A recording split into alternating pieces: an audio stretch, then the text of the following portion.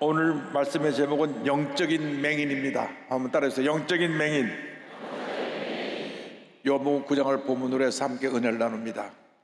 이 세상에 두 종류의 맹인이 존재합니다. 영적으로 보지 못해서 하나님을 알지 못하는 영적인 맹인과 영적인 눈이 떠져서 하나님의 은혜로 살아가는 사람, 두 종류의 사람밖에 없습니다. 영적인 맹인이냐 맹인이 아니냐. 여러분은 예수 믿고 영적인 눈이 떠져서 하나님의 자녀 살아가는 복받은 인생인 것을 알게 되기를 바랍니다. 근데 오늘 말씀 보니까 육신의 맹인 된 사람 얘기가 나옵니다. 육신의 맹인 된 사람이 예수를 만나서 눈을 뜨게 되는데 그는 절망 중에 태어난 인생이었습니다. 우리가 응하고 태어나는데 태어나는 그 순간 우리는 육의 눈은 떴지만 죄 가운데 태어났기 때문에 영적인 맹인으로 태어납니다. 근데 오늘 말씀 보니까 9장 1절에 예수께서 길을 가실 때 날 때부터 맹인된 사람을 보신지라 성경은 말씀하고 있습니다. 길을 가실 때 날 때부터 맹인된 사람을 보았습니다. 이 사람은 날 때부터 아무것도 보지 못하고 캄캄한 어둠에 갇혀 살았습니다. 이 육적인 맹인으로 태어난 이 사람은 죄 가운데 태어난 모든 사람을 상징적으로 보여주고 있는 인물인 것입니다.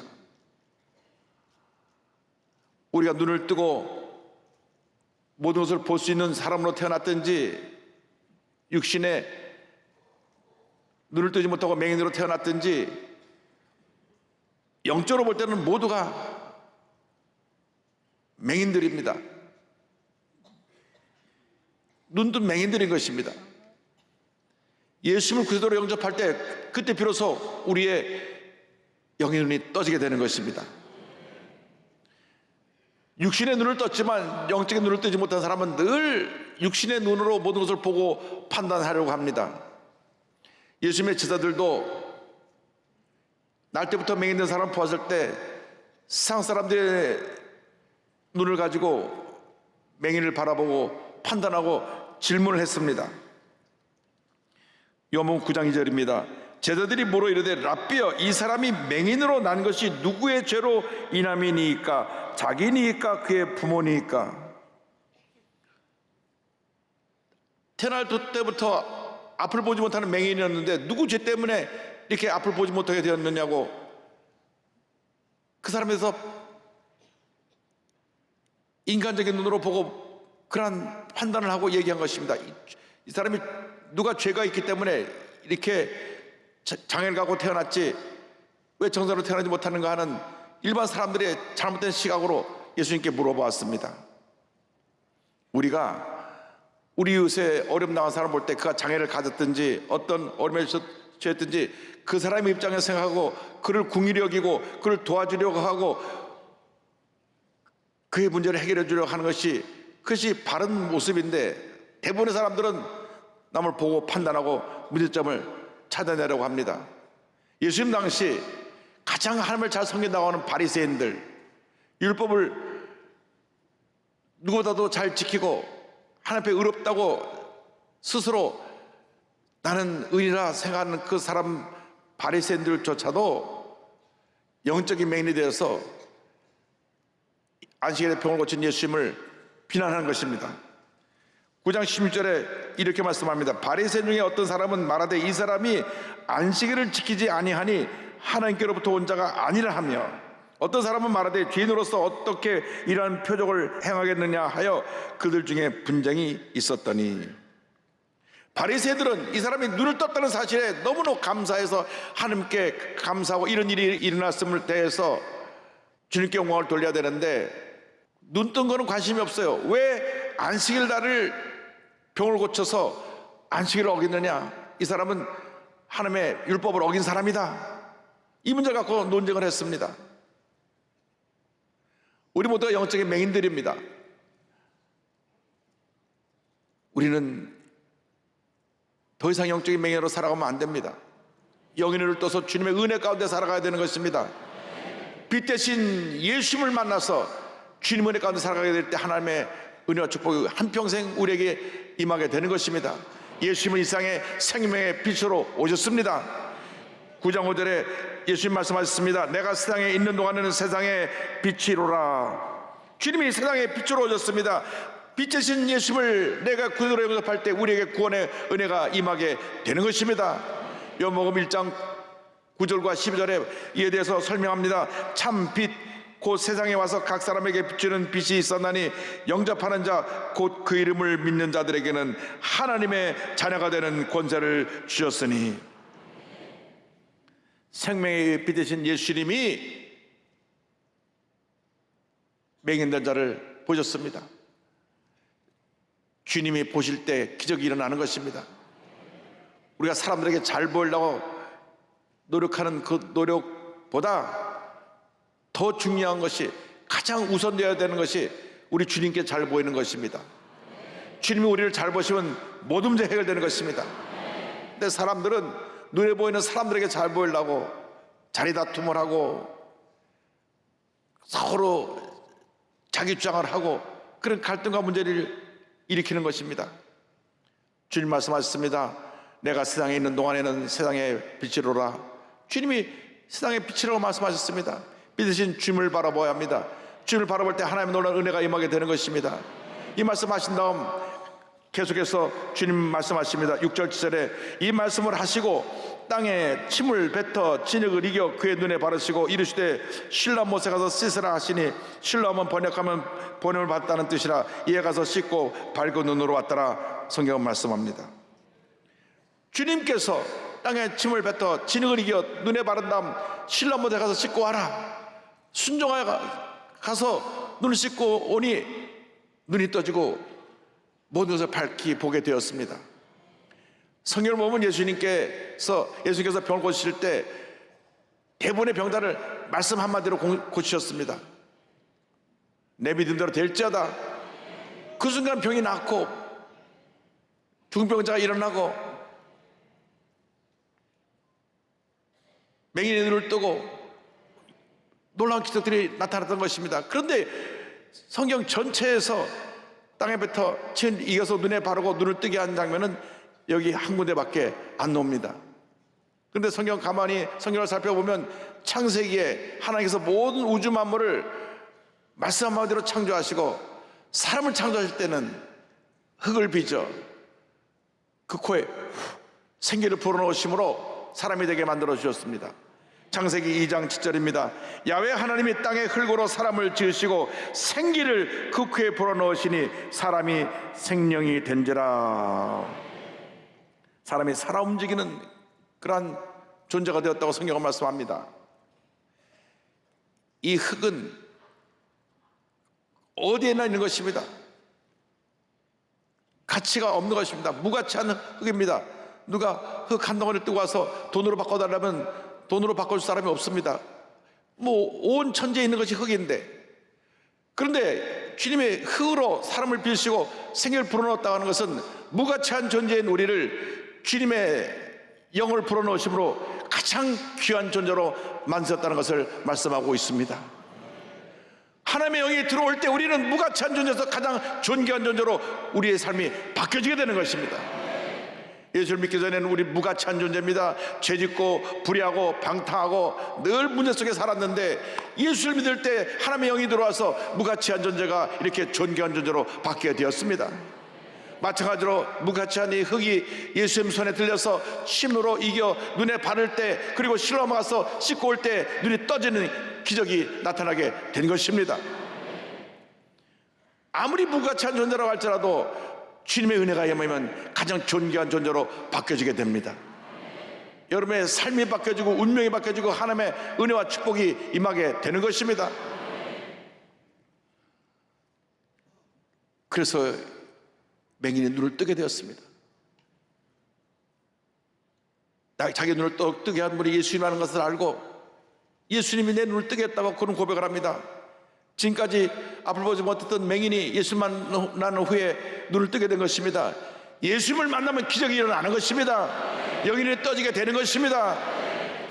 그는 예수님이 행하신 기적을 담대하게 선포합니다. 9장 10절에 대답하되 예수라는 그 사람이 진흙을 이겨 내 눈에 바르고 나더러 실로암에 가서 씻으라 하기에 가서 씻었더니 보게 되었노라. 이 말을 듣고 저들이 이 예수라는 사람이 누구길래 안식일을 어기고 율법을 어기고 안식일에 병을 고치는가, 눈을 뜨게 하는가, 저들이 논쟁을 하면서 불러서 그에게 물었습니다. 9장 24절 25절에 다시 그들을 부르는 장면이 나옵니다. 이에 그들이 맹인이었던 사람을 두 번째 불러 이르되 너는 하나님께 영광을 돌리라. 우리는 이 사람이 죄인인 줄 아노라. 대답하되 그가 죄인인지 내가 알지 못하나 한 가지 아는 것은 내가 맹인으로 있다가 지금 보는 그것이니이다. 바리새인들은 영적인 맹인으로서 안식일을 범했다고 하는 그 이유 하나로 예수님을 죄인으로 저들이 낙인을 찍고 다시 맹인을 불러서 이 사람 분명히 죄인인데 그가 어떻게 해서 이런 일을 행하는지 또 물어보았던 것입니다. 바리새인은 누구보다도 율법을 지키고 하나님 뜻대로 산다고 하면서도 하나님의 아들이신 예수님이 오셔서 병 고친 이 사실을 믿음으로 받아들이지 아니하고 판단하고 정죄했습니다. 우리가 남을 판단하고 정죄하고 있다면 우리 또한 이 바리새인과 똑같은 삶을 살고 있는 것이라 아니할 수 없습니다. 여러분, 예수를 믿으면서 우리가 은혜 받아서 나 같은 죄인이 은혜 받은 것이 너무나 감사해서 주여 감사합니다, 감사합니다, 감사합니다, 감사함으로 살아야 되는데 우리가 늘 내 기준의 입장에서 누구를 판단하고 정죄하고 비판한다면 이 바리새인과 다를 것이 하나도 없습니다. 우리가 혹시 바리새인처럼 살지 않았는지 우리 자신을 살펴보아야 할 것입니다. 제가 금요일 토요일 교회 나와서 기도하는데 주님이 말씀을 주신 것이 있습니다. 떠나라, 그 말씀입니다. 무슨 말씀인고 하니 우리 모두가 우리의 고집과 교만과 불순종에서 떠나야 되는 것입니다. 남을 판단하고 정죄하는 잘못된 모습에서 떠나야 되는 것입니다. 우리의 교만의 모습에서 떠나야 되는 것입니다. 우리가 떠나야 될 모습이 너무나 많습니다. 자기 감정에 사로잡혀서 흥분해서 격해가지고 소리를 지르고 다투고 싸우던 이런 모습을 떠나야 되는 것입니다. 떠날 때 하나님의 은혜가 임하게 되는 것입니다. 잘못된 과거의 이 모습을 떠나야 됩니다. 술 먹고 주먹을 휘두르던 과거의 모습을 떠나야 되고 그저 밤마다 술에 쪄들어들어서 술에 취해 살던 모습에 떠나야 되고 세상 중독에 빠진 모습을 떠나야 되고 떠나야 됩니다. 떠날 때 우리는 영적인 눈을 뜨고 하나님의 은혜 가운데 살 수 있게 되는 것입니다. 아직도 떠나지 못하고 있다고 하면 오늘 이 시간 이후로 완전히 떠나서 변화된 모습으로 스스로의 모습으로 살아가는 주님의 귀한 일꾼들이 되시기를 바랍니다. 영적인 눈을 떠야 합니다. 육신의 눈과 영적인 눈을 한꺼번에 뜬 맹인은 담대히 말을 합니다. 9장 31절 33절입니다. 3절 33절입니다. 하나님이 죄인의 말을 듣지 아니하시고 경건하여 그의 뜻대로 행하는 자의 말은 들으시는 줄을 우리가 아나이다. 창세 이후로 맹인으로 난 자의 눈을 뜨게 하였다 함을 듣지 못하였으니 이 사람이 하나님께로부터 오지 아니하였으면 아무 일도 할 수 없으리이다. 담대하게 선언합니다. 하나님께로 온 자가 아니면 내 눈을 뜨게 할 수가 없었습니다. 이 사람은 하나님께로부터 온 사람입니다. 당시 모든 권력을 쥐고 있던 바리새인이 그를 세우고 예수님을 죄인으로 몰아갈 때 당당하게 바리새인에게 맞서서 그가 받은 은혜를 선포하는 것입니다. 많은 사람들이 세상 권력 앞에는 움츠러들고 권력에 따라 그 사람이 자신의 입장을 바꾸고 또 바꾸고 합니다. 그러나 우리 예수 믿는 사람은 바로 서 있어야 됩니다. 언제나 하나님 편에 서서 진리를 선포하고 정의의 강림이 흘러 넘치도록 바른 길로 가는 삶을 살아야 될 것입니다. 하나님은 하나님 편에 서는 자를 복 주시는 것입니다. 우리는 눈을 뜬 맹인처럼 담대하게 내가 만난 예수님을 전해야 됩니다. 우리가 만난 모든 사람들에게 예수님이 나의 구세주가 되시고 예수님이 우리의 모든 문제를 해결할 수 있으시고 예수님만이 우리 대한민국을 부강하게 만들고 하나님의 영광스러운 나라를 만드는 유일하신 분입니다. 예수님을 전해야 되는 것입니다.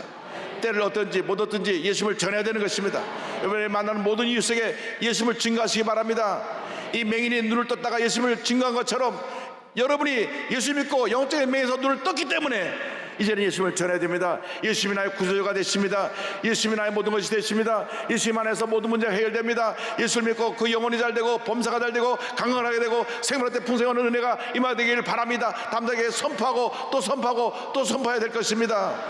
예수님만이 우리의 모든 것 되십니다.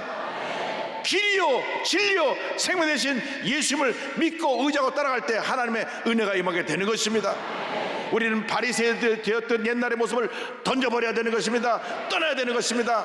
아직도 남을 판단하고 정죄하고 교만해서 남을 이렇게 내려다보고 있다면 우리는 지금 내려놓고 그 잘못된 모습을 떠나서 영적인 맹인의 모습에서 눈을 떠서 하나님의 기뻐하시는 모습으로 살아가는 우리 모두가 되어야 할 것입니다. 지금은 처음 가신 강영호 박사님, 그는 육신의 눈이 먼 맹인이었지만 영의 눈이 떠져서 평생 하나님 앞에 귀하게 쓰임을 받았습니다. 2012년에 하나님께 부르심을 받았는데요, 1957년 아버님이 세상을 떠나놓고 난 후에 나가서 아들과 축구를 하다가 축구공이 눈에 정면에 맞는 바람에 그로 인해서 시력을 상실하고 맹인이 되었습니다. 어머니가 자기 아들이 하나밖에 없는 아들이 앞을 못 보는 맹인이 되었다는 이 사실에 충격을 입고 뇌출혈로 쓰러져 세상을 떠났습니다. 졸지에 고아가 된 것입니다.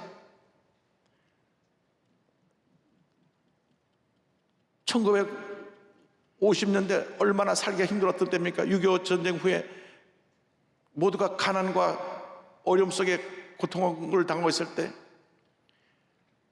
홀로 남은 누나가 방직 공장에 들어가서 일을 하는데 과로해서 또 누나도 세상을 떠납니다. 그래서 홀로 남겨지게 됐습니다. 그런데 방직 공장을 다니던 누나가 죽기 전에 한 일이 있습니다. 어느 날 소식을 들으니까 저 대동에 천막교회가 있는데 거기 가면 병을 고쳐준다. 그래갖고 동생 영호를 손을 잡고 그 먼 길 몇 시간을 걸어서 대두동 산골에 천막교회까지 간 것입니다. 거기서 주영교회 전사님을 만나서 주영교회 전사님에게 계속 기도를 받았습니다. 기도를 받고 기도를 또 받는 가운데 육신의 눈에 뜬 게 아니라 영의 눈에 뜨게 됐습니다. 삶은 그 절망 그 자체였고 달라진 것은 아무것도 없었지만 그 마음속에 새로운 꿈과 희망이 생겨났습니다. 절대 절망이 절대 희망으로 바뀌게 된 것입니다. 자기 또래 친구들은 다 대학에 진학할 나이가 되었는데 그는 그때 처음으로 맹인학교 들어가서 서울맹학교에서 점자부터 배우기 시작합니다. 그런데 주님께서 꿈을 가졌으니까 아픔 보지 못해도 꿈이 그를 이끌어갔습니다.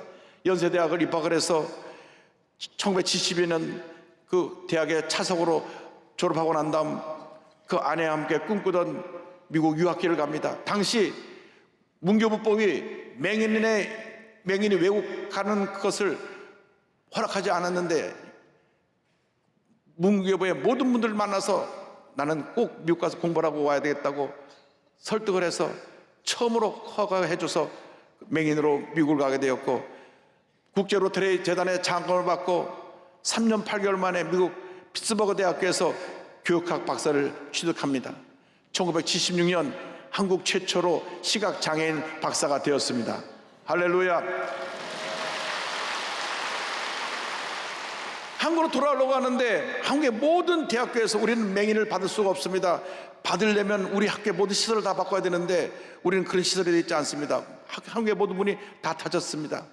근데 그 꿈을 갖고 있는 강영호 박사를 하나님 인도해 주셔서 노스 이스턴 일리노이 미국 대학의 교수로 그가 채용돼서 교수로 일할 수 있게 해주시고 일리노이주의 특수교육장을 역임하면서 그가 하는 일들이 알려지게 돼서 2001년부터 2009년까지 미국 백악관 부시 대통령 당시 백악관의 국가장애인위원회 정책차관보를 지나며 유엔 세계장애위원회 부의장 겸 루즈벨트 재단 고문으로 7억 명에 가까운 세계 장애인의 복지 향상을 위해 헌신하며 하나님의 사랑을 받았습니다. 2011년 췌장암 말기 선고를 받고도 장애인을 위해서 힘쓰는 모든 일을 펼쳐나가다가 2012년 2월 달에 하나님의 부르심을 받았습니다. 그의 꿈은 그의 아내와 두 아들에 의해서 이어져서 계속 펼쳐지고 있습니다. 얼마 전에도 다녀가시는데 그 아내 되신 서건호 교사는 이 강영호 장학재단을 만들어서 시각장애인들을 위한 그 장학금 지급 및 해외 연수기회를 제공하는 등 제2의 강요를 만드는 일에 최선을 다하고 있고, 큰아들 강진석 박사, 폴 강은 안과의사로서 조지타운 의과대학에 재직하면서 미국 소비자협회 미국 최고의 안과의사로 뽑히고 워싱턴 안과의사협회 회장을 역임한 후에 2023년에는 예일대학교에 교수로 가서 지금 교수로 재직하고 있습니다.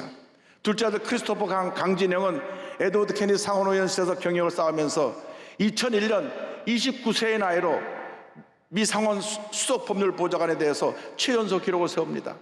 그러고 나서 2011년 버락 오바마 대통령 재임 시절에 백악관 법률 고문실에 선임 법률 보좌관으로 임명되어 백악관의 주요 정치 기반에 참여하고 2018년부터는 미국 헌법학회 수석 정책 고문으로서 법률 개혁과 공공정책 발전을 위한 활발한 활동을 이어가고 있습니다. 여전히 이 두 아들은 어머니와 함께 아버님의 그 귀한 사역을 계속 펼쳐나가서 세계 곳곳에 주의 사랑을 전하고 있습니다. 강영호 박사님의 유고작 내 눈에는 희망만 보였다, 그 책에서 이렇게 고백합니다. 저에게 장애는 축복 그 자체였습니다. 저를 보면 어둠인데 주님을 보니 빛이었습니다. 그래서 주님만 보았습니다.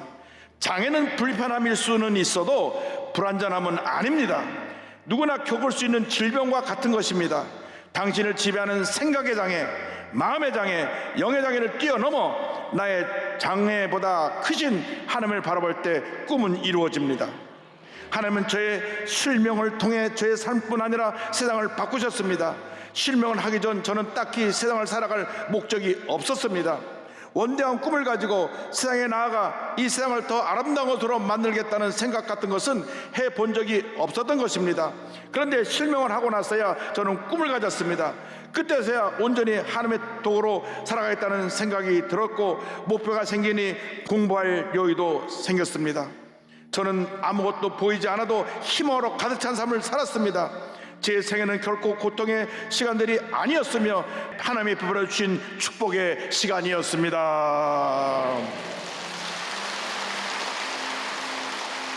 영적인 눈을 뜨고 주님 앞에서 거룩한 꿈을 품고 믿음으로 전진 또 전진해 나가시기 바랍니다. 주님께서 여러분과 함께 하시며 여러분 일생 동안 하면 놀라운 은혜를 넘치게 베풀어 주실 것입니다. 영적인 눈을 뜨시기 바랍니다. 이제 상여바처럼 영의 눈을 떠서 위대한 하나님의 사람으로 여러분 모두가 귀하게 아름답게 위대하게 쓰임받기를 주님의 이름으로 축원합니다. 축원합니다. 축원합니다.